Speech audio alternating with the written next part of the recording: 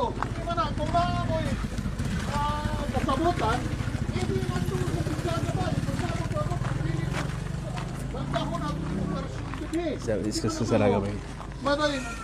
Madam Mary Jane, ako respetuhan ko sa imo, pero dapat to respeto ka sa balaod.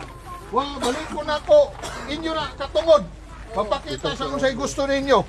Pero kinahanglan na mag-procure mo kuan permit, nabaday mo yung permit. Hala, kung na mo yung permit, walay problema na. Amin ninyo na ako diri ang local government unit na diri tungod kay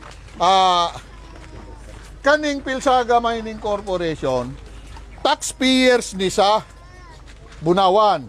Tapos kani karon ang intiro daan, wala na makaadto dito kay gibabagan ninyo, gigamit pa ninyo ni mga bata. Ako madam, kung pwede lang, mintras tanto kuan, hala, pagiha lang dia, butang dia imong placard, pagiha ra ng mga dump truck. Ayaw kuan ganin, ayaw ipaundang ang operasyon. Kaya nga no, ipaundang ninyo ang operasyon. Dili lamang kung Pilsaga Mining Corporation ang madaot. Ang mga trabahante sa Pilsaga Mining Corporation mawad ano panginabuhi. Ang buhi sa munisipyo sa Bunawan mawad ano maubsan tungod sa inyong gibuhat.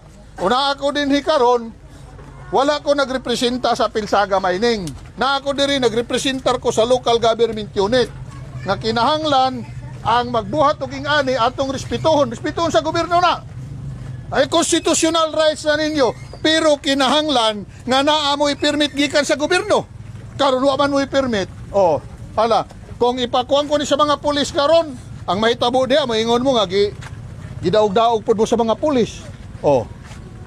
Gidaot ta pud mo, dili na ingana. Istoryahan ta ni madam kay ikaw may leader diha. Ayaw apilan ni mga bata nga mga inosente. Wa ba mo kabaluon sa inyong liabilidad ana sa gobyerno? Natay problema ana. Child exploitation ang i-charge sa imuha anak madam pag abot sa panahon. Ginagamit nimo ning mga bata sa way klaro nga pamaagi. Dili na pwede.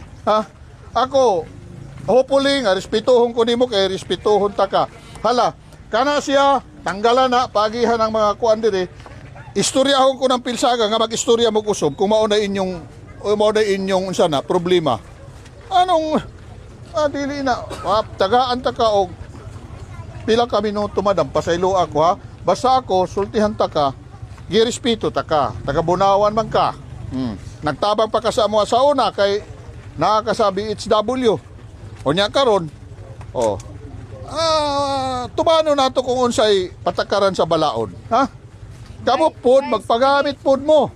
Pwede may magkuan, dili man iingon gigamit namo, kaliwat ni namo, mais. Aron pod mo mahibalo. Dili na kinanglan magkuha pa mi og permit kay kini amo maniyutang kabili. Dili ba ni ingon lahi ang tag-iya ani amo man Dili na kinanglan manguha ayo pa mi og permit kay sa imo ka ugalingon bais. Imo balay. Unya ikaw ra pud ang magkuan diha. Pwede ba di ay ka magkuha pa ka og lain nga mga tao nga permiso ka para sa imo pagkuan sa imong palibot. Considering but not admitting out of your argument. Imo ni kaning karsada imo ni public road ni madam. So you're utilizing the private public road. Therefore, kinahanglan ka og kuan permit sa gobyerno kay ang kaning karsada public road sa gobyerno na. Nagtuo ba ka sa Pilsaga po ni dili tanan nga concession malaging baka mamining baka ang mga karsada nga gibuhat din na mahug na nga sa gobyerno. Madam, ayaw madam, ayaw paging nga inyo ni. In the first place, kung imo ni ancestral domain, will you please provide me? Tagaay ko, pag mabatuod, na ancestral domain na nimo. Unsa man na? Desisyon. Asa man ang dokumento? Ginoo ko. Hala, asa man to mga taga Country 136 din Asa man tong mga dato din Wala. Tuara sila sa highway. Amo ba ini nga ni? Ini raw mga bagani ra. Ini ra mga bagani. Bais di dasmagan ra ba kami gabi Kung dasmagan gid kamo kay ila ba ini ancestral domain? Dili bagod pwede nga maglaong ila ang ancestral domain kay dili ba sabihan sila validated. Madiya pa kami kana survey na ini.